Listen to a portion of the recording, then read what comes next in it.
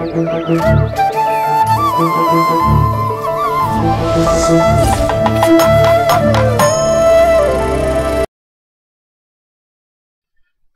விவகாரத்தில் கன்னடர்களின் சண்டித்தனம் தமிழ்நாட்டை கொந்தளிக்க வைத்திருக்கிறது. போதும் போதாத்திற்கு காவிரி மேலாண்மை வாரிய விஷயத்தில் மத்திய அரசு குட்டிக்காரன் அடித்ததில் இன்னும் நொந்து போயிருக்கிறார்கள் விவசாயிகள். இந்த நிலையில தான் பிறப்பால் கன்னடரான பிரபுதேவா தயாரித்து நடித்திருக்கும் தேவி திரைப்படம் வருகிற 7ஆம் தேதி திரைக்கு வருகிறது.